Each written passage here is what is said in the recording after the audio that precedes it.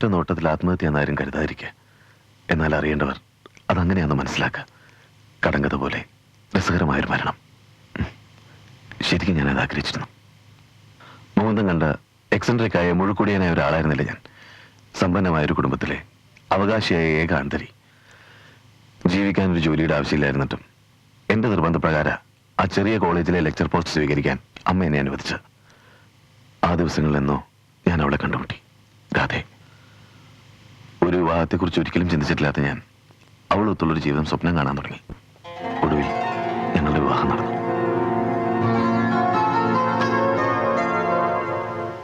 ഏയ്, എന്താണ് നമ്മള് പരിചയമില്ലാത്തവരൊന്നുമല്ല.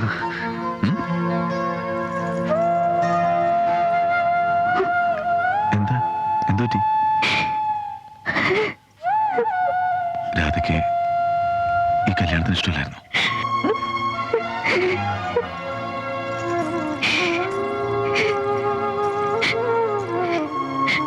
ഇങ്ങനൊരു ദിവസം ഞാൻ സ്വപ്നം കണ്ടിരുന്നു. പക്ഷെ വരന്റെ സ്ഥാനത്ത് മറ്റൊരാളായിരുന്നു. അണ്ണനും നാട്ടുകാർക്കും അയാളെ വിശ്വാസമായിരുന്നു, ഇഷ്ടായിരുന്നു. പക്ഷെ അയാൾ ആ സ്നേഹവും വിശ്വാസവും തകർത്ത് കളഞ്ഞു. പിന്നെ ഒരു കല്യാണമേ വേണ്ടെന്ന് വെച്ചതായിരുന്നു ഞാൻ. പക്ഷെ അണ്ണൻ നിർബന്ധിച്ചപ്പോ ഞാൻ സമ്മതിച്ചില്ലെങ്കിൽ അണ്ണനൊരു ജീവിതം ഉണ്ടാവില്ലെന്ന് മനസ്സിലായപ്പോ ഇപ്പോ എനിക്കറിയാം ഞാനൊരു ഭാര്യയാണ്. ഒരു നല്ല ഭാര്യയാവാൻ ഞാൻ ശ്രമിക്കുകയും ചെയ്യാം. പക്ഷെ അതിനെനിക്ക് സമയം വേണം. എല്ലാ പെൺകുട്ടികൾക്കും പറയാനുള്ള ഒരു കഥ, കൗമാരത്തിലെ ഒരു ഭ്രമം, ഇൻഫാക്ച്വേഷൻ. ഞാൻ അത്രേ കരുതിയുള്ളൂ. കാത്തിരിക്കാൻ ഞാൻ തയ്യാറായിരുന്നു. കാരണം എനിക്കവിടെ അത്രയ്ക്ക് ഇഷ്ടമായിരുന്നു. ഒരു യാത്ര, അതവളിൽ മാറ്റം ഉണ്ടാക്കുമെന്ന് ഞാൻ കരുതി. യാത്രക്കിടയിൽ ഈ നഗരത്തിലെ അതേ ഹോട്ടലിലെ അതേ മുറിയിൽ ഞങ്ങളെത്തി. Good night sir. Good night.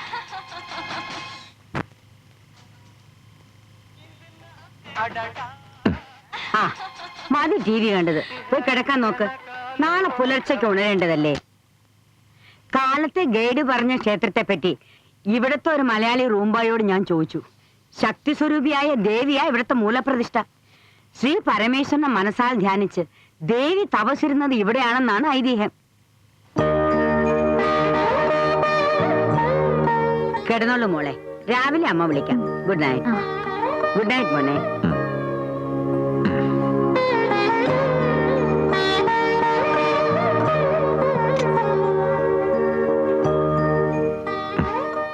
പോയി കിടന്നോളൂ. Good night.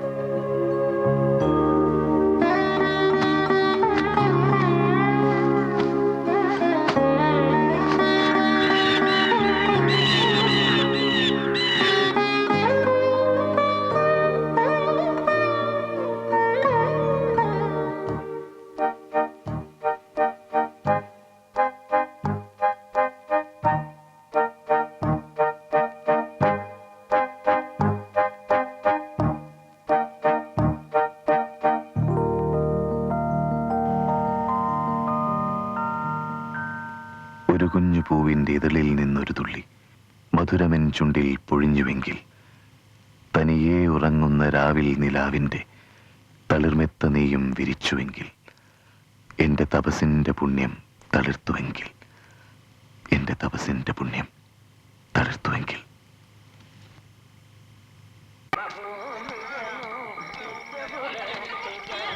മുകുന്ദേട്ടൻ എവിടെയായിരുന്നു? ഓഫീസിൽ വിളിച്ചപ്പോ അവധിയാണെന്ന് പറഞ്ഞു. മുകുന്ദേട്ടനെ കാണാനായിട്ട് ഒരു സ്ത്രീ കുറെ നേരമായിട്ട് കാത്തിരിക്കുക. വരാൻ വൈകുമെന്ന് പറഞ്ഞിട്ട് പോയില്ല. അപ്പൊ ഞാൻ വീടിന് താക്കോൽ കൊടുത്തിട്ടുണ്ടേ.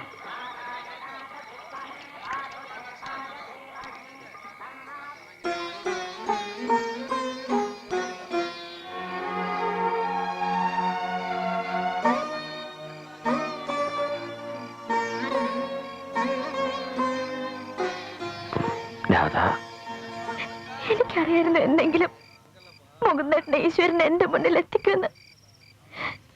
സത്യം അറിഞ്ഞ അന്ന് മുതൽ ഞാൻ പ്രാർത്ഥിക്കുന്നത് ആത്മഹത്യ ചെയ്യാതെ ഞാൻ പിടിച്ചു നിന്നത് എന്തെങ്കിലും നേരിട്ട് കാണാന്നുള്ള പ്രതീക്ഷ കൊണ്ട്. അതൊക്കെ കഴിഞ്ഞ കഥകളല്ലേ. ഇനിയിപ്പോ നമ്മളതൊന്നും പരസ്പരം ഓർമ്മിപ്പിക്കണ്ട. ഇപ്പൊ രാധ ഒരു ഭാര്യയാണ്. ഡൈവോഴ്സ് ചെയ്യാനുള്ള രാധയുടെ തീരുമാനം മാറ്റണം. ഒരു തെറ്റും ചെയ്തിട്ടില്ലാത്ത ആ മനുഷ്യനെ വെറുതെ ശിക്ഷിക്കരുത്. ശിക്ഷിക്കല്ല, ഒരിക്കൽ അണ്ണന്റെ നിർബന്ധത്തിന് വഴങ്ങി ഞാൻ വിവാഹത്തിന് സമ്മതിച്ചതാ.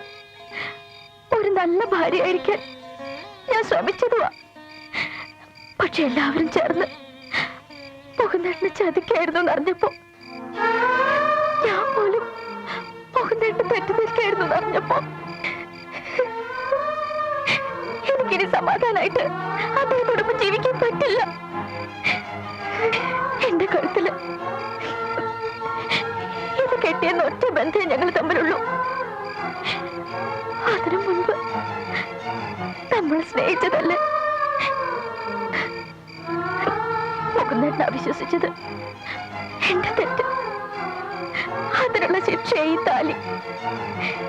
ഇതെനിക്കിനി വേണ്ട.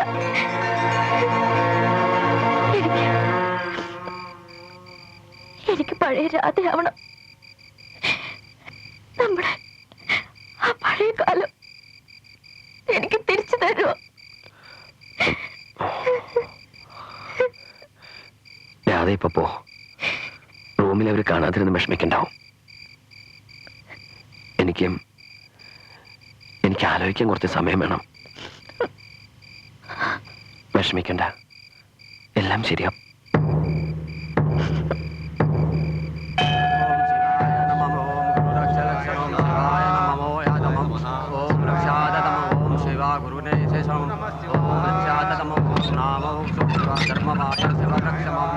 ओम कैलासम शिवम ओम कैलास नमः ओम शिवाय नमः ओम शक्ति ब्रह्माद नमः ओम विस्तारणाशोधि ओम आशास नमः ओम साद शिव दक्षम दो ओम दक्षाय नमः दो गुरुवादात्मा ओम लक्षाय नमः शिव नमः देवाधाय नमः शिवाय नमः दत्तात्रेयं शोरादाधम ओम ओम नमो नमो शिवाय नमः ओम ओम ओम शिव दत्ताय ഇവിടെ വരാൻ പറഞ്ഞു. गुरुदेवाय दत्ताय नमः ओम लक्ष्मी दवादाय दोधाराय सतम ओम लक्ष्मी थवाय नको अदाय स्त्रायाय दोधाय नमः ओम विष्णु भगवान दो स्वाय सत्राय नमः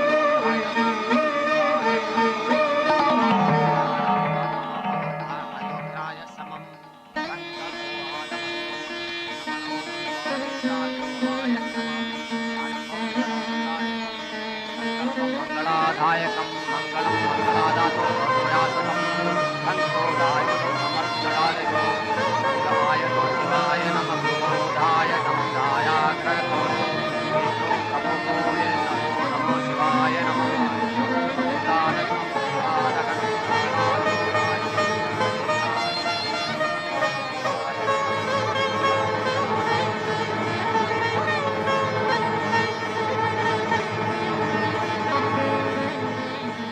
ഇപ്പോ ഇവളെന്റെ ഭാര്യയാണ്. ഭഗവാനെ സാക്ഷി നിർത്തി ഞാൻ താലി കെട്ടിയ പെണ്ണ. രാധ പറഞ്ഞല്ലോ, താലി കെട്ടിയെന്നൊരു ബന്ധമല്ലാതെ മറ്റൊന്നും നീയും അദ്ദേഹം തമ്മിലില്ലെന്ന്. താലി ഒരു വാഗ്ദാനമാണ്. ഒരു ജീവിതകാലം മുഴുവൻ പരസ്പരം സ്നേഹിച്ച് കഴിഞ്ഞോളാന്നുള്ള വാഗ്ദാനം. ഒരിക്കൽ നമ്മൾ സ്നേഹിച്ചിരുന്നു, ഒരുമിച്ച് സ്വപ്നങ്ങൾ കണ്ടിരുന്നു, സത്യമാണ്. പക്ഷേ അതിനീ പറഞ്ഞ താലിയുടെ ഉറപ്പില്ലായിരുന്നു. ഉണ്ടായിരുന്നെങ്കിൽ എന്ത് സംഭവിച്ചാലും നീ എനിക്ക് വേണ്ടി കാത്തിരിക്കായിരുന്നു. നിന്നെ നഷ്ടപ്പെടുമെന്ന് വന്നപ്പോ മരിക്കാൻ വരെ സന്നദ്ധനായ ഒരു മനുഷ്യനുണ്ട്, നിന്റെ ഭർത്താവ്. അദ്ദേഹം നിന്നെ ഒരുപാട് സ്നേഹിക്കുന്നുണ്ട്. എനിക്കറിയാം നീയും അദ്ദേഹത്തെ സ്നേഹിക്കുന്നുണ്ട്. എന്റെ ജീവിതം നീ കാരണം തകർന്നു എന്നുള്ള കുറ്റബോധം കൊണ്ടാ നീ അത് പ്രകടിപ്പിക്കാത്തത്. എന്റെ കൂടെ വന്ന നിനക്ക് ഒരിക്കലും പഴയ രാധയാവാൻ പറ്റില്ല.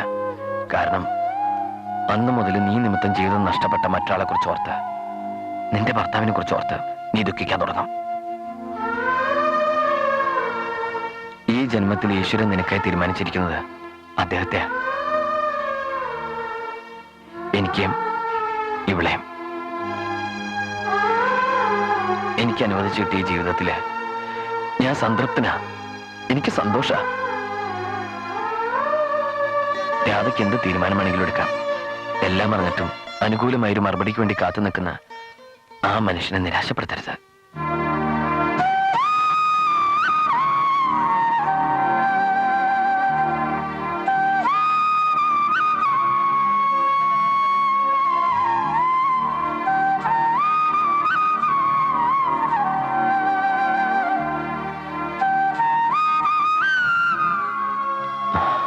സർ, എനിക്ക് അറിയാം, എനിക്ക് മനസ്സിലാവും.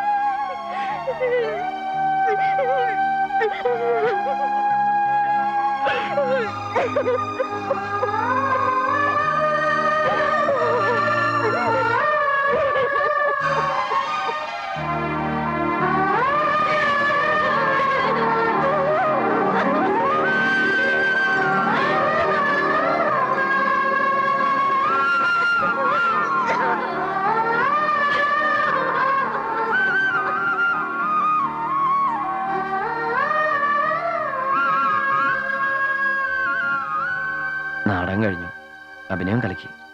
ഇനി ആ താലിയുടെ ആവശ്യമില്ല. അതും കഴിച്ചെന്നേക്ക്.